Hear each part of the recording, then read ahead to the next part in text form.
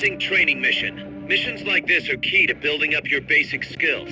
Be careful out there.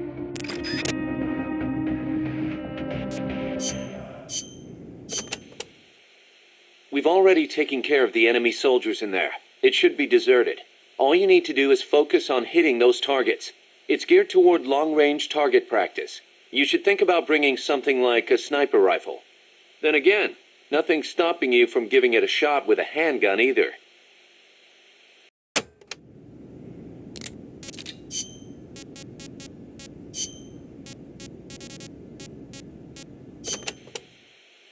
Panama disease was rampant here about 20 years ago, putting a lot of banana plantations out of business. Panama disease? It is caused by a type of fungus. Apparently it killed off almost all the banana species that used to grow here. How could that happen? Cultivated bananas do not produce seeds. You have to remove and transplant part of the stem yourself. You plant them in the fields. So you've got acres of identical plants? See, when one plant is infected, the disease spreads quickly. Species lacking genetic diversity become weak. They grow different bananas today, one said to be resistant to Panama disease.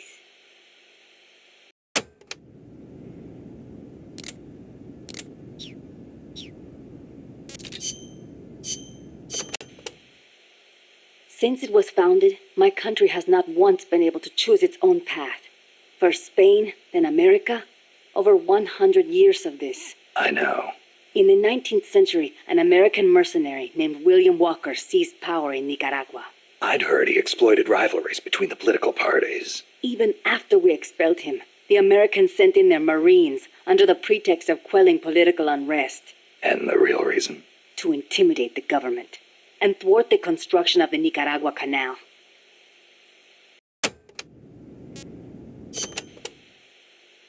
I thought the U.S. already has the rights to build a canal in Nicaragua. They never intended to build a canal there. They'd already started digging in Panama. A canal in Nicaragua would break up the Panama Canal's monopoly. Reason enough for America to stick its nose into our affairs. They snagged the rights so nobody else could build there. It was General Sandino who finally stood up to los Yankees.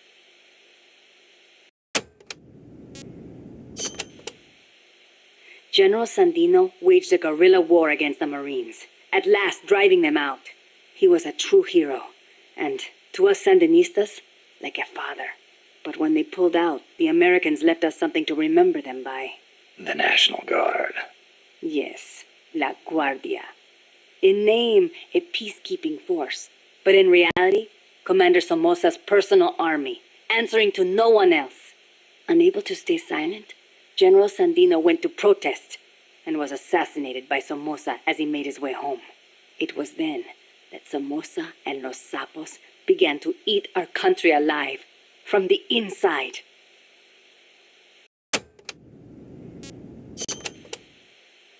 It has been 40 years since the Somoza family became the rulers of Nicaragua. With La Guardia at their command, no one can challenge them. You came here on the run from the National Guard, right? See, they took everything. Our land, our homes, our jobs. Now belong to Somoza. See, the law too. He's even got the judges in his pocket. You defy him, you face death. Everyone bows and scrapes before La Guardia. Even then you might get a beating if they are in a bad mood. And you're trying to change things. That's not all. These Somozas have used their power to line their pockets. They confiscate people's land and hand it to members of the Somoza family. By now, close to half the farmland in Nicaragua is theirs. We were powerless until... You remember the earthquake 2 years ago? Yeah, I heard the capital was hit pretty hard. We lost Managua, our capital city. People sent aid from all around the world. Tears of sorrow turned to tears of joy. Yet almost all of it was embezzled by the Somozas. They sold out those who'd lost everything for money. They feasted on our country's suffering. Public resentment is at the boiling point. The Somozas' days are numbered. We will see to it.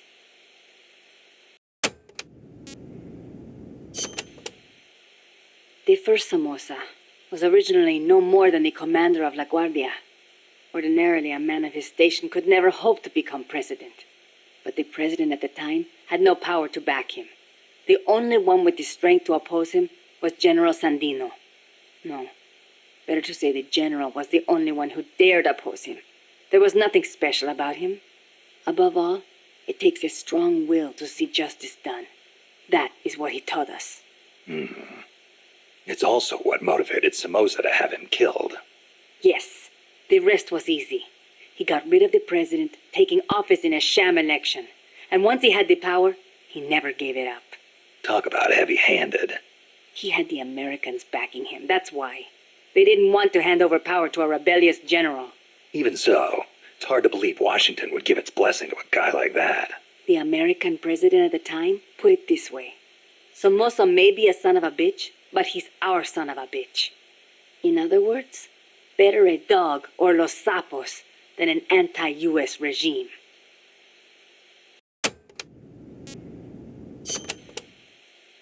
The Managua earthquake struck 2 years ago, the day before Christmas Eve. Giant cracks opened up in the streets. Sleeping children were crushed in collapsing houses. No chance to escape. No visit from Santa Claus. Thanks to Somoza, the old houses could not even get rebuilt. It was a nightmare. I heard the epicenter was right in the middle of the city. Even today, it's too dangerous to build on top of the fault line. The city center is still in ruins. And to make things worse, Somoza stole the recovery money. We must not fail. We owe it to those who lost their lives. We will defeat Somoza.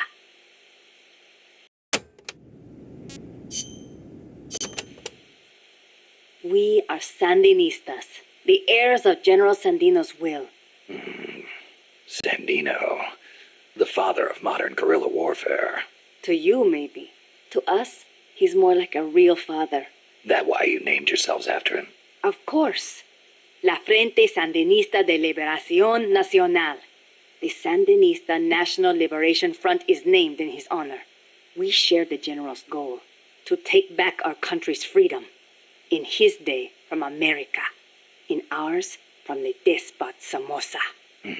Times have changed, but the song remains the same. Patria libre o morir. That is our slogan. El Che used to say the same thing, you know. Patria o muerte, the slogan of the Cuban Revolution. So, you're fighting for a socialist revolution too, then? No, it's not about ideology. We only want to live normal lives. We are sick of living in a country where you can be beaten for walking down the street, where you never know if your neighbor is snitching on you. Our goal is to give back the country to its people. Yeah, the Cuban Revolution started out like that too. We are few in number, but we will win. Victoria o muerte. For a revolutionary, there is no other fate.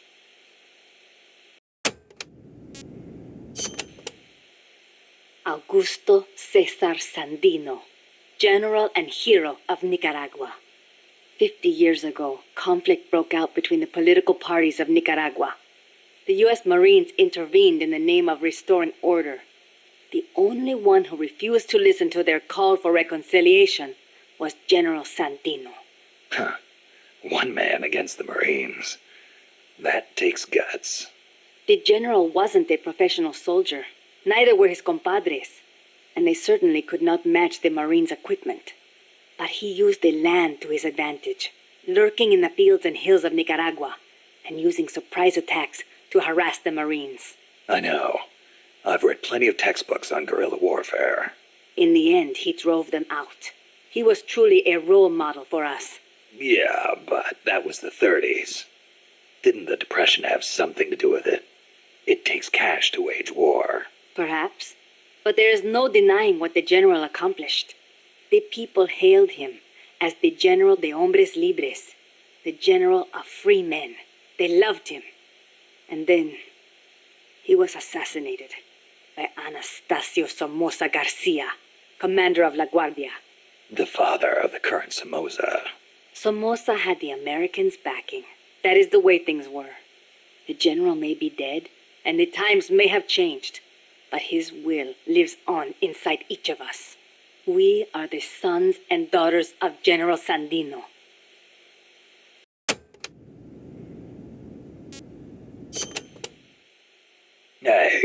How's the watermelon business these days? Not bad. I hear the compas back home are hanging in there too. Good to hear. You know our nickname. I'm impressed. No wonder they call you boss. You used to hide your weapons in hollowed-out watermelons, smuggle them right past the National Guard. You even transported pineapple grenades that way. The name caught on among sympathizers in the region and... What are you talking about?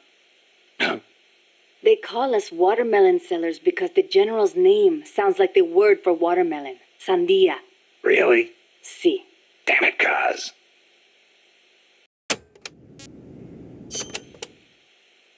A revolution to bring peace to your country, huh?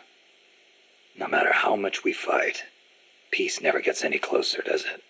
I do not like it, but it is the only way. If we do not fight back, they'll just keep exploiting us. You want proof? Look at our country's history. Revolution is a means and not an end. I know. When the revolution is victorious, I want my country to be at peace. But to bring peace, we have to first eliminate that traitorous scum. It's an old saying. We make war that we may live in peace. Who said it? Aristotle. You know your history. I had a good teacher.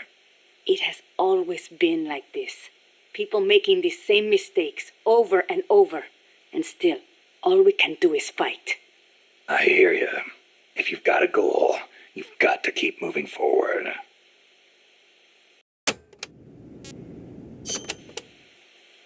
I noticed you called Che Guevara El Che. Not just us. Everyone in these parts does. Che was always his nickname. It does not feel right to call him by his last name. I was shocked the first time I saw you. You look so much like him. I look like El Che, huh? Sort of. Not in the face. It's more the way you carry yourself. I guess Che's a hero to the Sandinistas, too. Of course.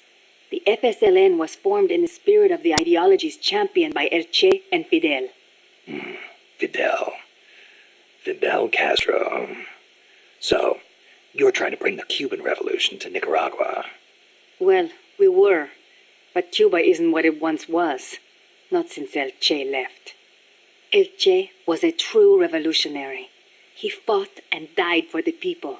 He worked harder than anybody, and he was a righteous man. Even as a minister of Cuba, he gave up his weekends to work on the farms and public works. As a volunteer, no less. Yeah, I've heard the stories. But when you think about it, wasn't it that obsession that did him in? How do you mean? We can't all be supermen. He thought the ideals he applied in Cuba would work in Bolivia, but he failed to win converts and the support of the peasants, and it cost him his life. Maybe you are right. But at least he did not steal from those peasants, no matter how hard things got. Yeah, I can sympathize with that. There's plenty of guerrillas out there who'd rob their own people to feed their revolutions. If we had a comandante like him, the Sandinistas would find the will to fight.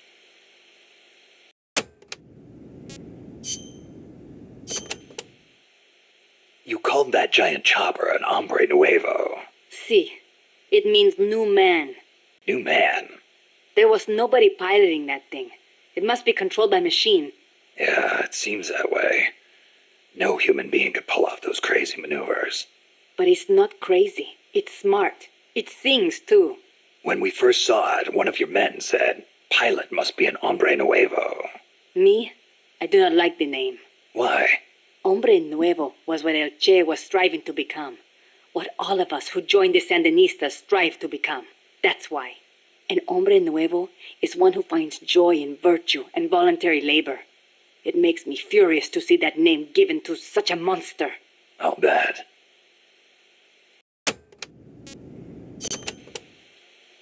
Chico called that helicopter El Colibri. Our name for the hummingbird. You saw how that chopper moved, how it hovered in midair like a hummingbird? A hell of a lot bigger than a bird, though. True, but better than hombre nuevo, don't you think? When you get kidnapped by El Colibri, it's all over. They take you to a prison camp and torture you until you snitch on your compas. That's what took Chico. They have no mercy. Once you talk, they toss you out like trash.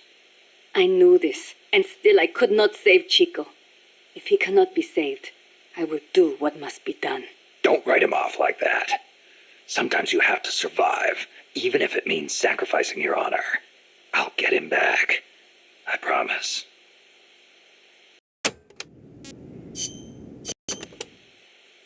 The land in our country belongs to us, and yet it does not belong to us.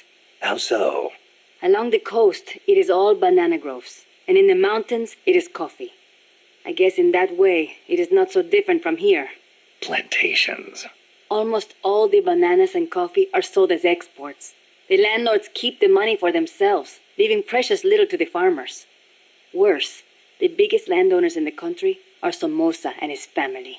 But it does bring in foreign currency. I doubt even that, at least for bananas.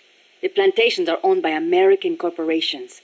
The bananas are processed in factories on the plantations and exported to America from private ports. It's like having little American enclaves along the coast of Nicaragua. But the farmers have no choice but to go work there. Es ridículo. The people have to take their land back. It is one of the things we are fighting for.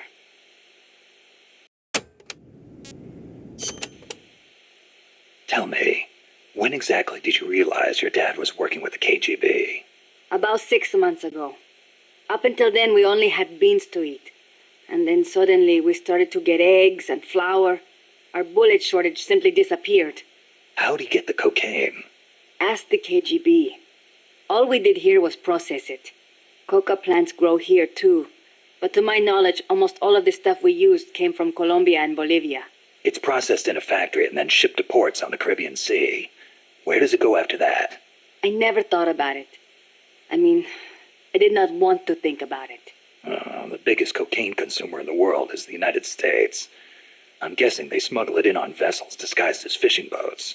Wait. La CIA uses that route too. Are you telling me they're selling cocaine to their own country? Looks that way. Those bastards are turning their own children into junkies? Are they insane? No, just afraid.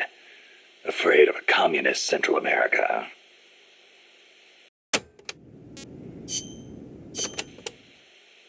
Amanda, when did you join up with the Sandinistas? About a year ago, when I went into the mountains with mi viejo and his group. I thought your dad was with the FSLN from the start. No, he fought alongside General Sandino, but after that, he retired for a while. He found a job, got a wife and a house, and raised us kids. Then one day, some Sandinista students came by. And he felt the old fire in his belly. Something like that. All he did was help them escape from La Guardia, though. But then La Guardia showed up. They broke into our house and began pushing him around, shouting questions. I'm guessing he kept his mouth shut. No matter how hard they hit him. Our house was trashed. After that, he was on their list. They harassed him day and night. It was only then that he gave himself over to the Sandinistas. He kept it hidden from us at first, so we would not get hurt. He sounds like a good father. He was. But my mother got fed up with it. She left us. I don't blame her. Why didn't you go with her? It was a hard decision for sure. But like my father, I could not let Somoza get away with his crimes. But most of all, Chico. he is too much like his papa. One way or the other, he was going to stay, and I could not leave him behind. Soon enough, La Guardia drove us out, and we found ourselves in the mountains. It just kind of happened. Well, for an accidental revolutionary, you sure put up a hell of a fight. The mountains make men into warriors. The training is harsh, but it brings us that much closer to being hombres nuevos. Chico couldn't ask for a better sister. I can see why they picked you to be Comandante. When I was little, I came down with malaria. Unlucky for me, it was the bad kind. I was in a daze the whole time. And at one point they said I was not going to make it. Malarial encephalopathy. I hear it's pretty common in tropical malaria cases. Even today, my memory sometimes gets a little fuzzy. Since then, I've had this fear of mosquitoes. When I hear them buzzing nearby, I get jumpy. Aha, that explains the chain smoking. See, I thought it might help keep the mosquitoes away, just a little. Maybe it is all in my head. You're the same way, right? Well, I will say this. I prefer a cigar over mosquitoes. Me too. I've got to hand it to you. Takes guts to conquer your fear like that and live a gorilla's life in the wild. It is nothing. El Che did not let asthma stop him from leading the revolution. Compared to him, I am no hero.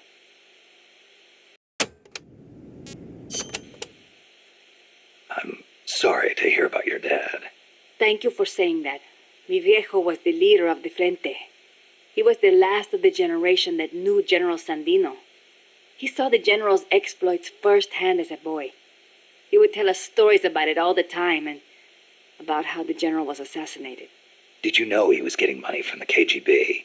I had some idea, but I did not have the courage to confront him about it. I know it was a painful decision for him to make. I can imagine. Yes, my father was a good man. I loved him as a daughter, and his soldiers believed in him. Thanks to him, La Frente held together even in the worst of times. I don't know if I can ever fill his shoes.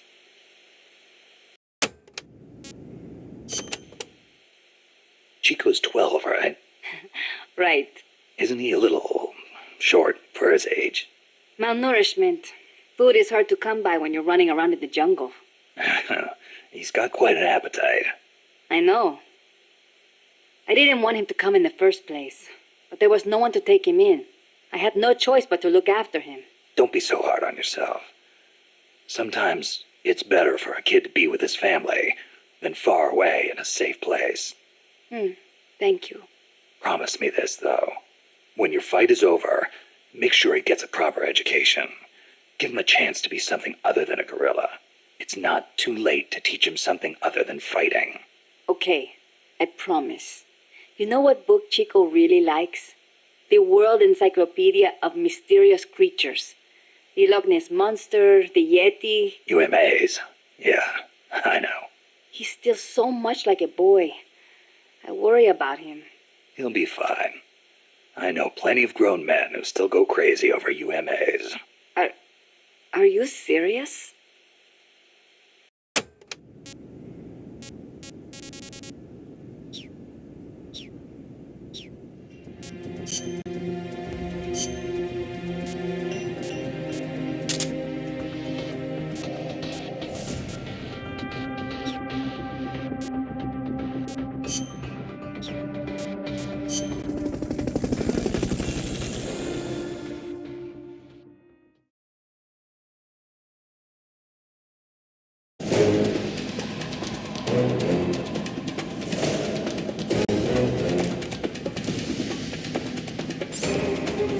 Hit the targets as fast and as accurately as you can.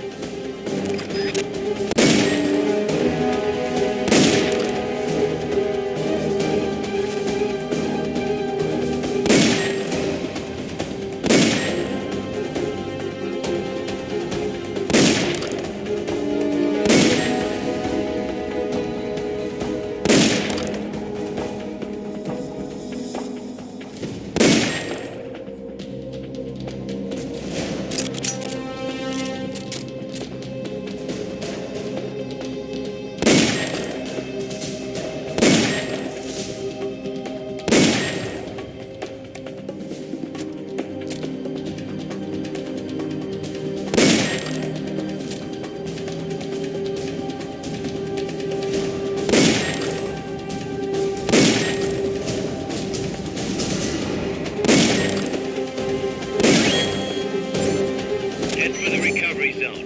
We'll pick you up there.